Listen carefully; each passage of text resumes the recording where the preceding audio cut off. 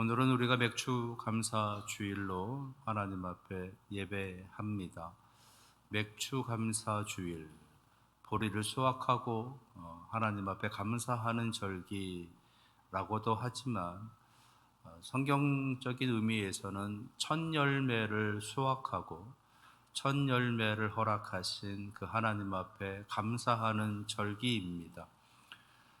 여기서 첫 열매라고 하는 것은 출애굽한 이스라엘 백성들이 가나안 땅에 처음 들어가게 되고 그곳에서 하나님 허락하여 주신 그 땅들을 차지하며 살아가다가 첫 수확을 거두고 그리고 나서 하나님의 명령에 의해서 첫 열매를 하나님 앞에 드려라 라고 하시는, 거기에서 이 맥주 감사절을, 맥주 감사 주일을 지키는 그 전례가 이어져 오게 됐고, 지금까지 모든 교회들이 맥주 감사 주일로 그렇게 지키게 됩니다.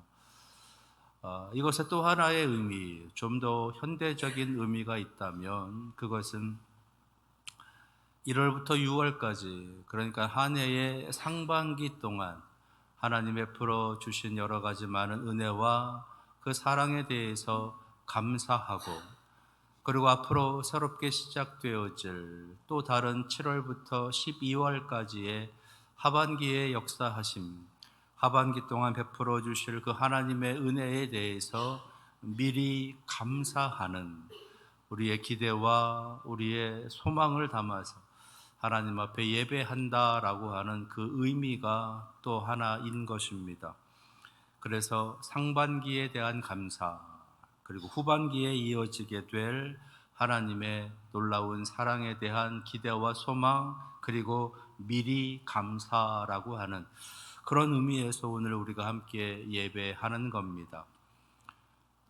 오늘 드려지는 이 예배 가운데 하나님 내려주시는 풍성한 은혜와 사랑으로 말미암아 1월부터 6월까지 베풀어 주신 그 하나님에 대해서 더욱더 깊이 감사함을 넘어서 7월부터 12월까지 여러분들의 삶 속에 내려주실 풍성한 그 은혜와 사랑을 미리 감사하면서 나아가는 믿음의 은혜가 오늘 여러분들에게 임하시기를 축원합니다. 우리 교단, 대한예수교 장로회 통합측 교단 그 헌법에 보게 되면 제3부 요리문답편이라고 하는 것이 있습니다. 요리문답편 그 첫 번째 제1문 1답, 이것이 굉장히 유명한데, 사실 이거는 웨스트민스터 신앙고백이라고 하는 장로교회의 어떤 모토가 되어지게 되는, 기초가 되어지는 그 신앙고백서를 이제 기초로 해서 우리 장로교에서 연구해서 그것을 우리 성도들에게 알려주는, 그런 교리를 알려주는 그러한 교재로 만들어 놓는 그 요리문답에 포함되어져 있는 겁니다. 그 첫 번째 질문은 이것입니다. 사람의 제1 되는 목적은 무엇입니까? 사람의 제1 되는 목적, 그것에 대한 답은 이렇습니다. 사람의 제1 되는 목적은 하나님을 영화롭게 하고 영원토록 그를 즐거워하는 것, 이것이 사람의 제1 되는 목적이다라고 설명합니다. 하나님을 영화롭게 하고 영원토록 그를 즐거워하는 것, 여기서 그를이라고 하는 것은 하나님을 즐거워하는 것, 그것이 사람의 제1 되는 가장 중요한 목적이다라고 설명해 주는 겁니다. 그를 즐거워하는 것, 그를 기뻐하는 것, 하나님을 기뻐하는 것, 그것이 우리의 제1 되는 인생의 목적이라고 설명해 주고 있습니다. 하나님을 기뻐하는 것. 여기서 우리가 한 가지 생각해야 될 것은 하나님을 기쁘시게 하는 것이 아니라 하나님을 기뻐하는 것이다 라고 말한다는 거예요. 하나님을 기쁘시게 하는 것이 아니라 하나님을 기뻐하는 것이다. 보통은 인생의 목적은 뭐냐? 하나님을 기쁘시게 하는 것이다 라고들 생각한다는 겁니다. 그런데 그렇지 않다는 거예요. 하나님을 기쁘시게 하는 것이 아니라 하나님을 기뻐하는 것이다. 하나님을 기뻐하는 것이다. 하나님을 기쁘시게 하는 것과 하나님을 기뻐하는 것은 다르다는 겁니다. 어떻게 다르냐? 먼저 하나님을 기쁘시게 하는 것의 주체는 내가 돼요. 내가 하나님을 기쁘시게 하는 겁니다. 근데 하나님을 기뻐한다라고 할 때, 하나님을 기뻐하는 것이라고 할 때 주체는 내가 아니라 하나님이신 거예요. 하나님 때문에 내가 기뻐한다는 겁니다. 나 때문에 하나님을 기쁘게 되어지는 것이 아니라 하나님 때문에 내가 기쁜 것, 그것이 내 인생의 목적이라는 거예요. 하나님 때문에 내가 기쁘다. 하나님으로 말미암아 내가 기쁘다.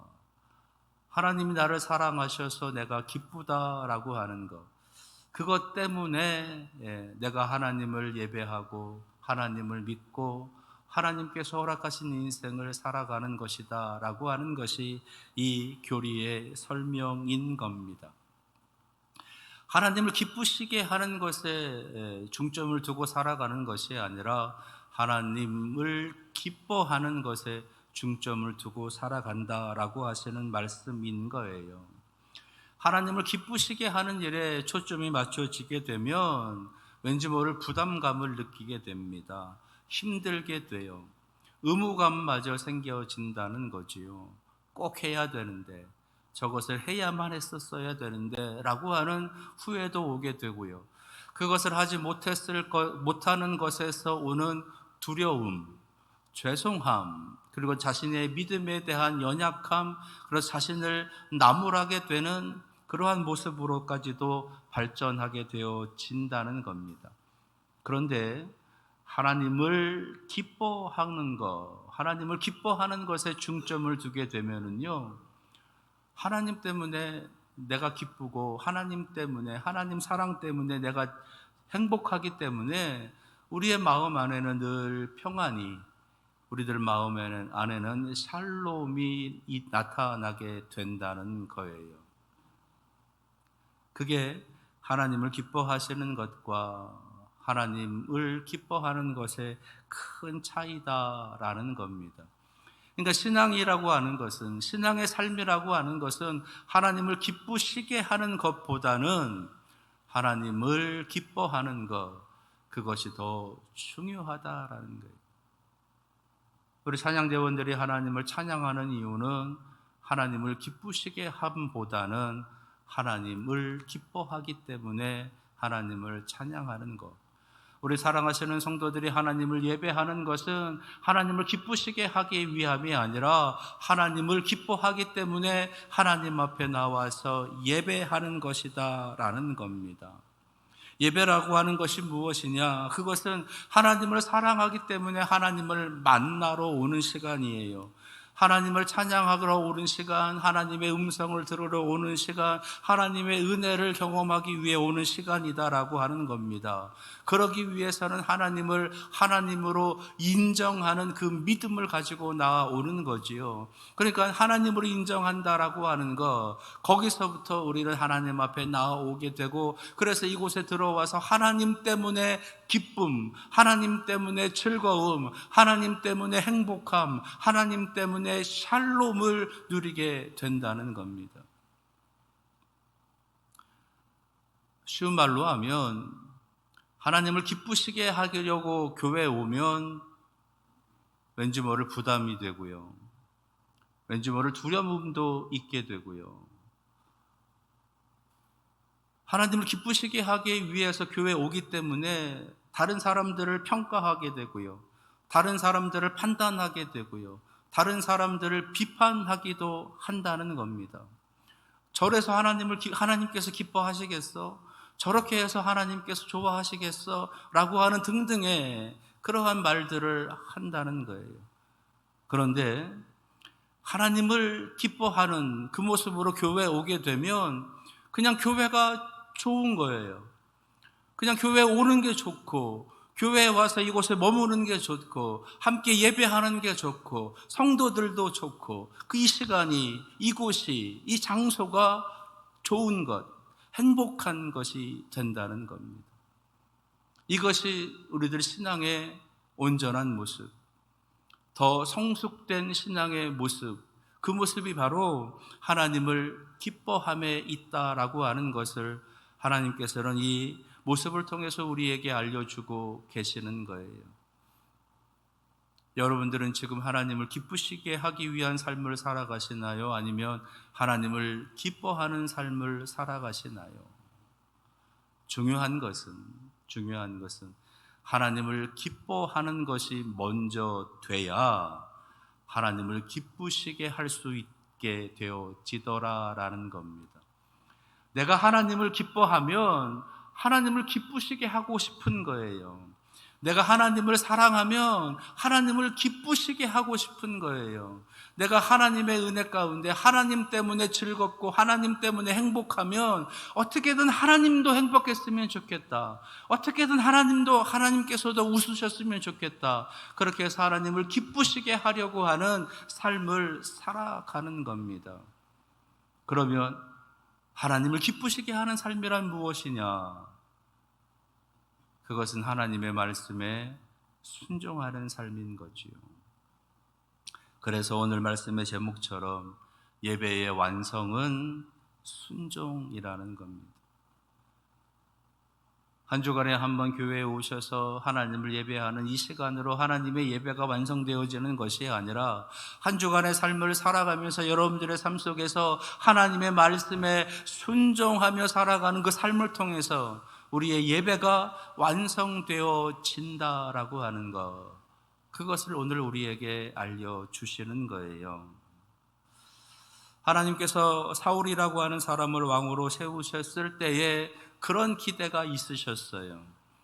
사울이 하나님을 기뻐하고 더 나아가서 하나님을 기쁘시게 하는 그 순종의 삶을 살아갈 것에 대한 기대가 있으셨습니다. 근데 지금 우리가 계속 사무엘상을 살펴보면서 사울에 대해서 알아가면 알아갈수록 사울은 어떤 사람이었다? 하나님을 기쁘시게 하는 그 순종의 삶을 살아가지 못한 안타까움의 사람이었다라고 하는 것을 우리가 알게 된다는 거지요. 그렇다면 왜 그럴까? 왜 그는 하나님을 기쁘시게 하는 그 순종의 삶을 살아가지 못했던 것일까? 그것은 하나님을 기뻐하는 그 모습을 그가 모르고 있었거나 아니면 잊어버렸거나 아니면 잃어버렸다라는 겁니다. 하나님을 기뻐하는 것.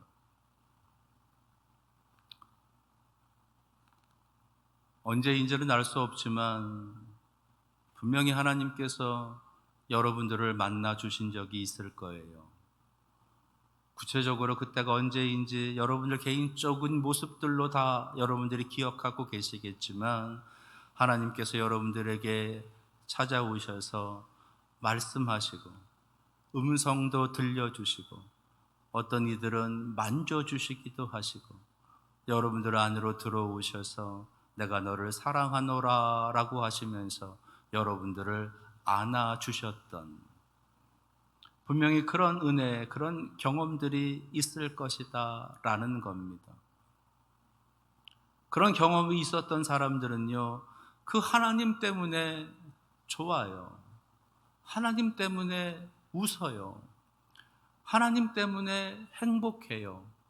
하나님 때문에 그냥 마음에 편안함을 느끼게 되는 겁니다. 그게 하나님을 기뻐하는 것이었어요.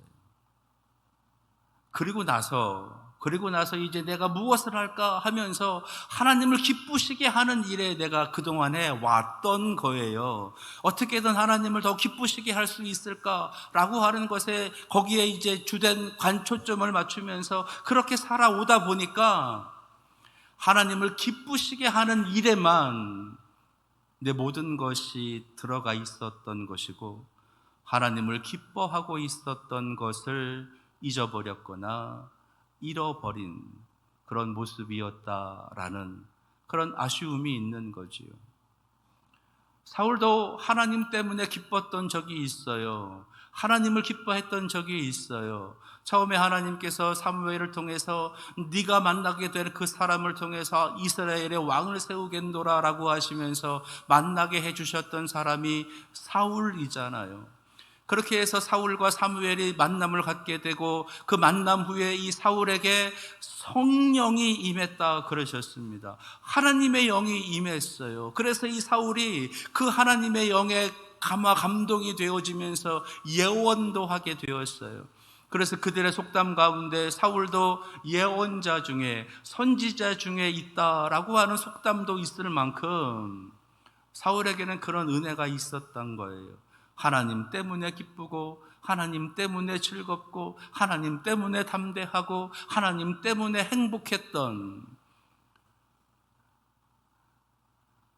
암몬 족속과의 전투에서도 하나님께서는 사울에게 성령을 불어넣어 주셔서 그로 하여금 담대하게 그 암몬과의 전투에서 대승을 거두게 하시는, 그래서 하나님께 영광 올려드리는, 하나님을 기쁘시게 하는 삶을 살아가게 하셨던 적이 있습니다. 그랬던 사울이 그 하나님을 기뻐했던 그 모습, 하나님의 놀라운 은혜에 감동되어져서 하나님 때문에 행복했었던 그 모습을 오늘 말씀 속에서도 그렇고 잊어버렸다라는 것이지요. 오늘 말씀을 읽어보시면 사울이 사무엘 앞에 계속 변명하고 있는 내용이 담겨져 있습니다. 13절 말씀을 보시면 사울이 사무엘에게 우리는 분명히 진멸했다라고 거짓말을 합니다. 15절에서는요, 우리에게 좋은 것을 남겨둔 이유는 우리가 하나님께 제사하기 위해서 남겨두었다. 21절에서는요, 백성들이 그렇게 했다라고 핑계도 돼요.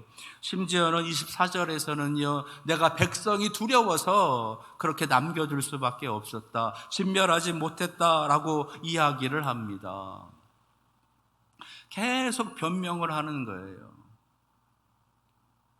내가 하나님의 말씀에 순종하지 못했던 이유, 내가 하나님의 그 말씀대로 그렇게 살아가지 못했던 이유, 하나님 말씀에 따라서 진멸하지 못했던 이유에 대해서 계속 얘기를 하고 있는 거지요.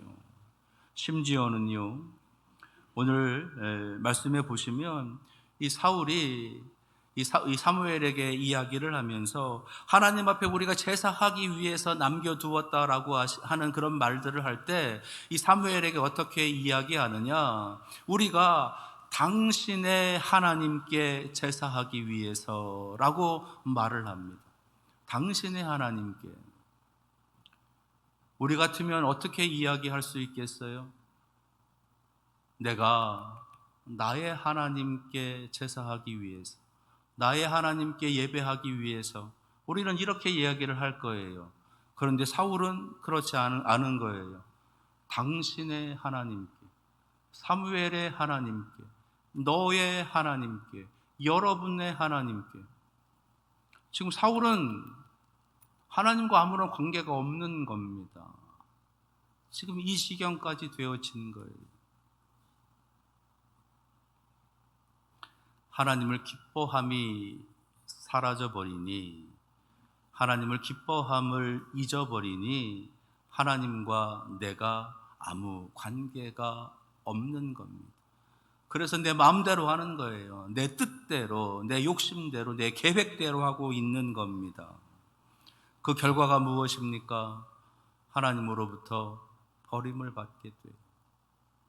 하나님으로부터 버림을 받게 되는 그 참담함의 모습이 되어지더라라는 거지요. 하나님께서는 사울의 이 안타까운 모습을 우리들에게 보여주시면서 하나님을 예배하며 살아가는 너희들이 반드시 기억해야 될 것이 하나 있다. 그것은 뭐냐? 하나님을 기뻐하는 것, 그것에 중점을 두고 그것에 집중하며 살아야 된다라고 말씀하고 계시는 겁니다. 그런 후에 하나님을 기쁘시게 하는 삶을 너희들이 살아갈 수 있다. 하나님께 순종하는 삶을 너희들이 살아갈 수 있노라라고 말씀하고 계시는 겁니다. 그러면 우리들에게 있어서 가장 중요한 것은 무엇이냐? 하나님을 기뻐하는 거예요. 하나님을 기뻐하는 것. 하나님을 기뻐하기 위해서는 하나님을 만나야 돼요. 하나님을 모셔야 돼요. 하나님을 우리가 영접해야 되는 겁니다. 하나님과 동행하며 살아가야 되는 것이에요. 오늘 하나님 앞에 예배하며 이 시간 성찬을 함께 나누게 됩니다. 이 성찬을 통해서 다시 한번 여러분들이 하나님을 영접하시게 되는, 하나님을 모셔드리게 되는 놀라운 은혜, 놀라운 능력이 이 성찬을 통해서 여러분들에게 임하시기를 축원합니다. 그러면 하나님을 기뻐하게 되고 하나님을 기뻐함으로 말미암아 하나님을 기쁘시게 하는 그 순종의 삶을 살아갈 수 있게 되는 놀라운 능력이 임하게 되는 것이에요. 오늘 이러한 놀라운 은혜가 여러분들에게 충만함으로 임하시기를 축원합니다. 기도하겠습니다. 하나님을 기뻐하는 것, 그것이 하나님을 기쁘시게 하는 순종의 삶을 살게 합니다. 오늘 성찬을 통하여 하나님을 영접하고 하나님을 기뻐하는 우리 성도들 되게 하옵소서. 예수 그리스도의 이름으로 기도합니다. 아멘.